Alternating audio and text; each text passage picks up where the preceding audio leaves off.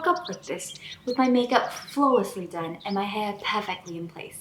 Toss. Oh, what was that? You wanted to find a day in Elle's life.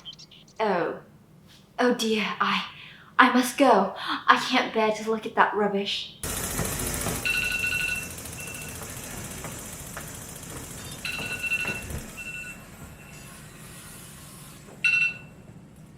Five more minutes, the dough is resting. You have proved that you fight well. Now you can join us. Deep cuts. Wake up, check your phone. Ignore the alarm. You're still alone. Wake up, rewind the night. Who are you?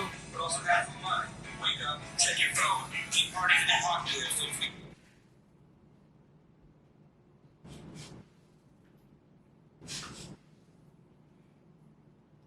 Ah, the smell of fresh garbage piles in the summertime in the concrete jungle. Welcome.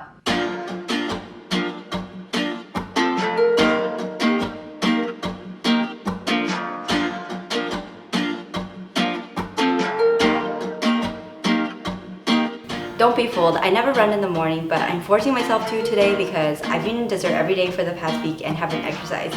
So in any case, I'll be back soon, so don't go anywhere.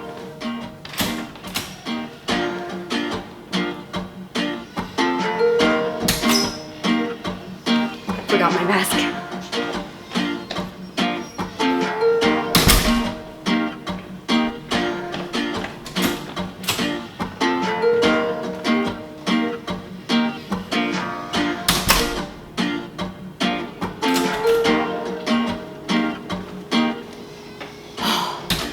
I have a love-hate relationship with running, but it's so nice to be outdoors, especially in the middle of a global pandemic.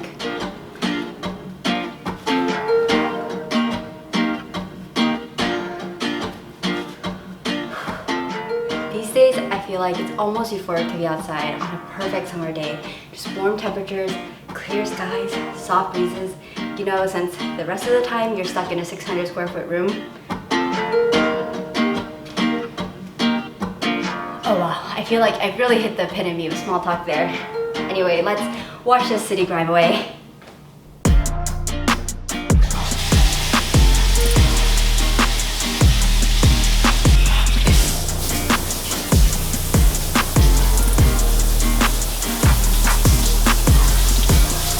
Is it just me, or does it momentarily scare you when the shower water turns on?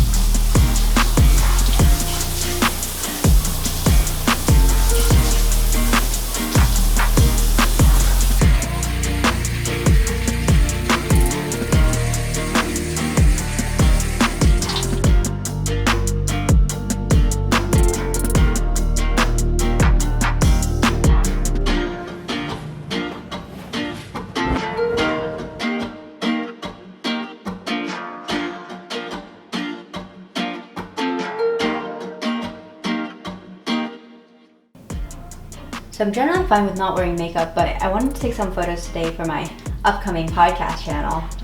I don't know, I feel like I'm comfortable without makeup when I'm seeing only a few people, but disseminating my face to the whole wide web full of people who will judge you based on the first impressions made by an image that was taken at a very particular time that's supposed to capture your soul's essence. I don't know, your quirks, your favorite bubble tea flavor, the name of your future firstborn child. That's just a little daunting. So yeah, today I'm putting my face on. I don't exactly know why I feel that hiding behind a veil of this will make me more likable than me as I was pushed out of my mother's vagina, you know, like me in my natural form.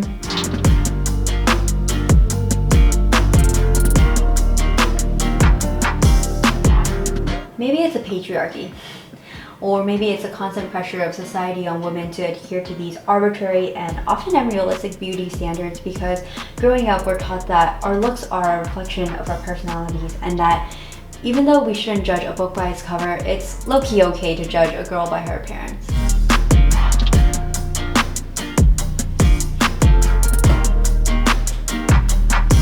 Or maybe it's Maybelline. This is the Maybelline Fit Me Concealer.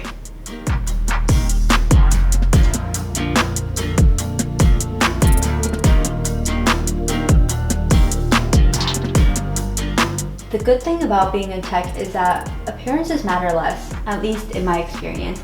And not just for CS boys who wear jeans and a t-shirt and call it an outfit, but I mean for everyone.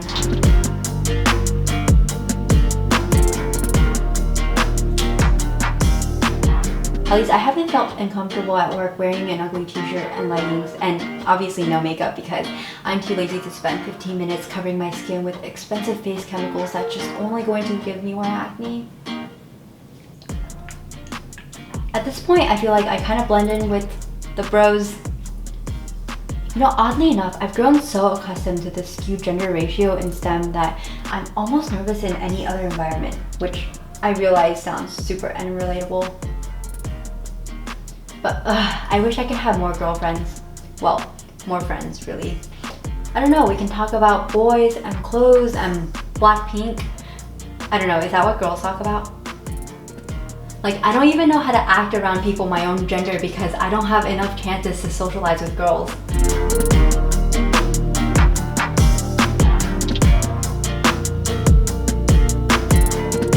Every time I put on mascara, I have this face on because I somehow think that it will help me open my eyes wider, when in reality, it does not.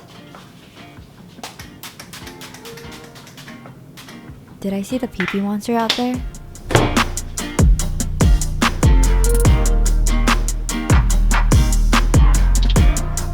Okay, all done.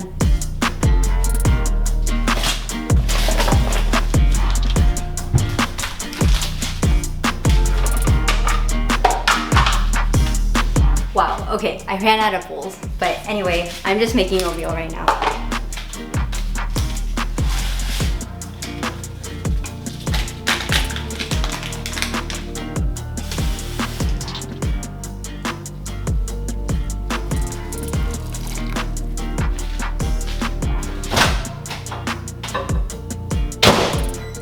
Okay, so while that's in the microwave, let me tell you a story. So the first time that I had oatmeal was in 3rd grade, and I had this Asian mom who had a strict no sugar diet. But one day I was at my best friend Alyssa's house for a sleepover, and I think her parents had left early in the morning. So when we woke up, we were hungry, and we happened to find some oatmeal in her cabinets. We decided to cook that, and we also found some brown sugar. Note that prior to this, I had never tasted brown sugar. I tasted a pinch, liked it so much that we took a small bowl, poured it full of brown sugar, and then poured that into the oatmeal to eat. Oh man, I felt so sick that day. And food poisoning usually scars certain foods for me, like that one time in elementary school when I ate sour cream and onion flavored Pringles on a road trip and threw up. But for some reason, brown sugar flavored oatmeal is so good that I still have it for breakfast literally every single day. Oh, it's ready! It really does not look or sound appetizing, but it tastes good.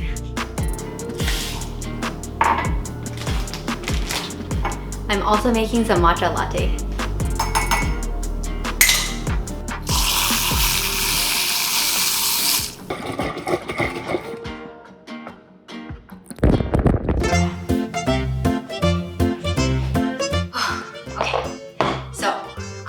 Finished a cup of coffee, but I literally drink enough matcha to make up for it.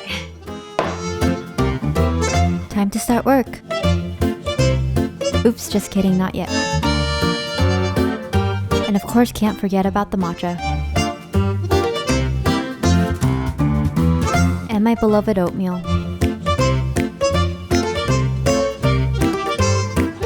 Here I'm just checking some 100 emails detailing software test failures and deployment progress that happened overnight with a daily morning update that probably tells me how bad the coronavirus is in the US. And then on to coding.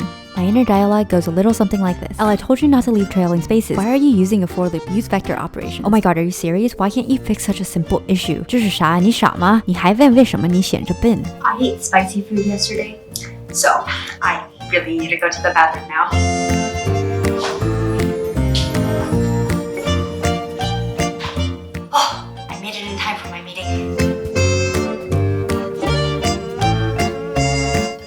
Proud of yourself when you do that?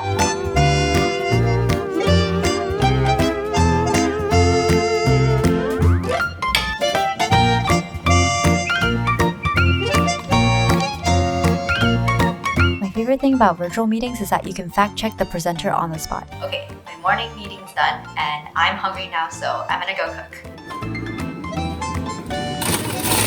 I'm heating up some frozen wontons because cooking takes too much time and ordering food is also too slow and also so expensive in New York City. Don't be alarmed, I'm just trying to separate out the wontons.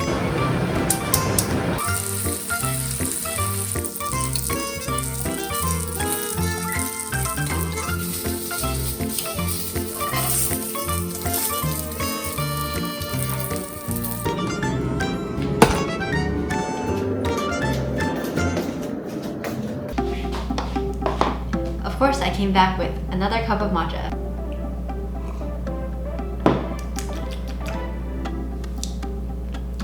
I'm kind of a slow eater, so I'll take an hour total for lunch. Okay, so no time to waste. Let's start eating.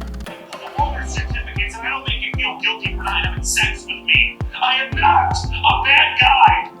I just have a bad personality. It's not my fault. Some people are born with fucked personalities.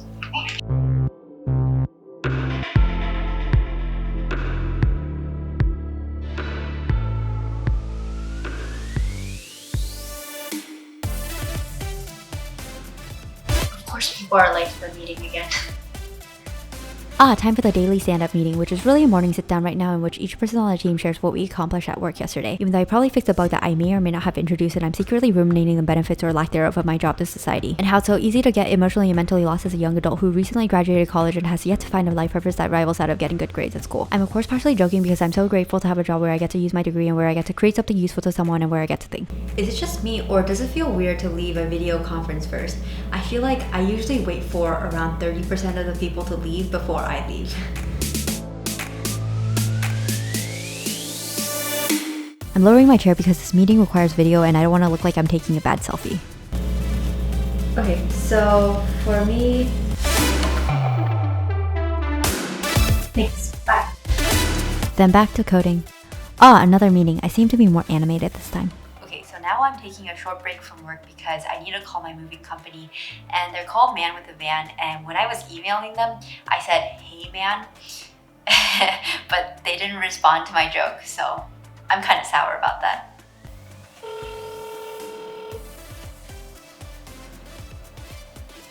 I'm sorry, no one is available to take your call. Thank you for calling. Goodbye. The fact that most meetings are meetings where the majority of the people can stay muted for the entire time probably speaks to deeper corporate inefficiencies.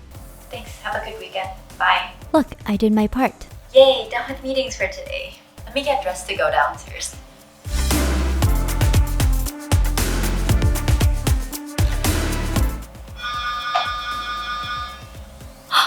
The food is here.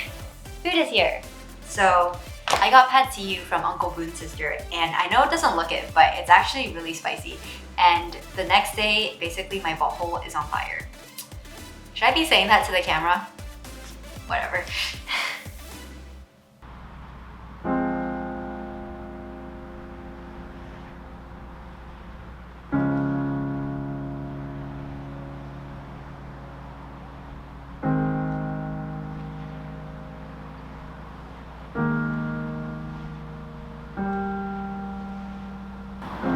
So I ended up taking a walk because New York City is my favorite city and its beauty always takes me by surprise.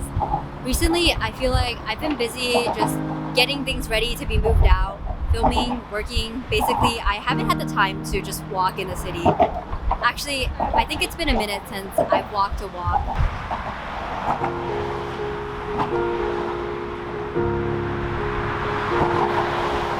But every time I do walk, I kind of feel like Gil from Midnight in Paris, just reminiscing about my past and romanticizing about the life that I want to live instead of the life that I am living.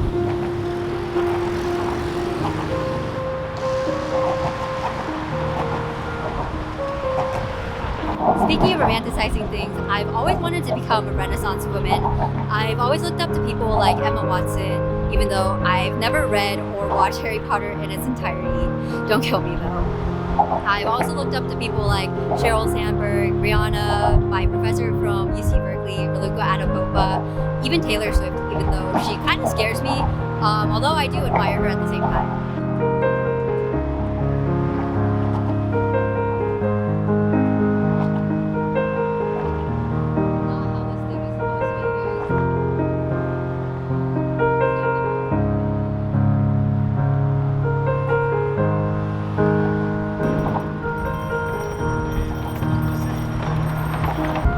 Anyway, I felt like by wanting to do so much, I've become mediocre at everything. I mean, when I was growing up, I always felt like I was second best, and I was never quite good enough. In high school, I remember wanting to make a speech during graduation, but I wasn't invited to because I was neither valedictorian nor was I president. Instead, I was salutatorian and vice president. And this feeling that I can never quite meet expectations makes me just want to avoid life and responsibilities, which is kind of what I'm doing right now, and also kind of why I started making videos, although I have wanted to since middle school.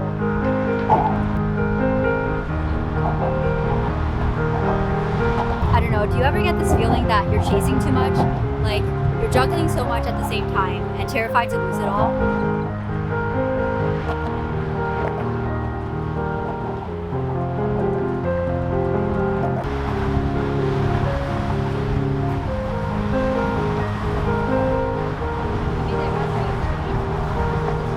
Of course, I've grown a lot over the past 6 years, but there are days when I remember how I felt and almost fall down this hole of self-pity. And quarantine has been a little toxic for me in that regard because I'm constantly surrounded by myself with very little distractions from my own thoughts, which often comprise of all the negative comments that I've received over the years.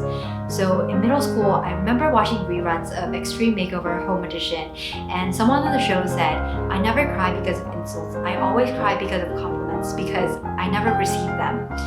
I remember just bawling my eyes out at this because I felt the same way, how the world is sometimes so quick to criticize yet so slow to compliment. I hesitate to put this online because what I'm saying now is not a reflection of who I am or even who I was. I see it more as something that I felt at a moment in time and not something that defines me. But I think it's important to address that it's okay not to be happy 100% of the time, and it's almost this lack of emotional satisfaction that drives us towards personal fulfillment.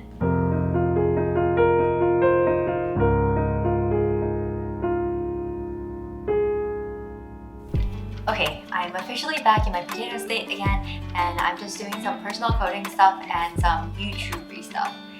YouTuber. Anyway, of course I've got some matcha here, and I'll just do my stuff.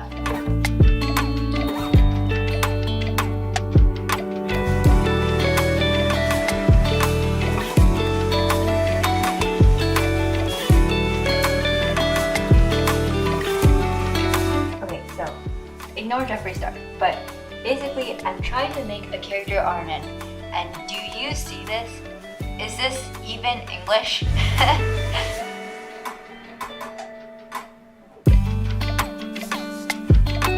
Behind the scenes of editing, look at all those jump cuts. They take such a long time to actually get right. Wow, I do not look happy in this.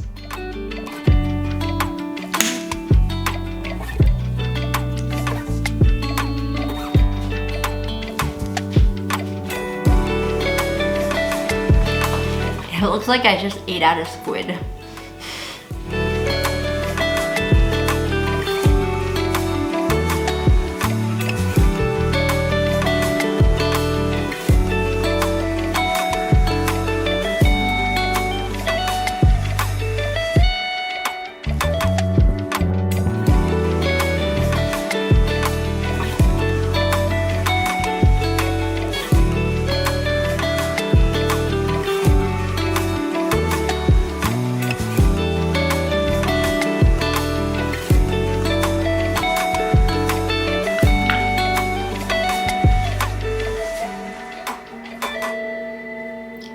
Okay, Google, good night. Good night.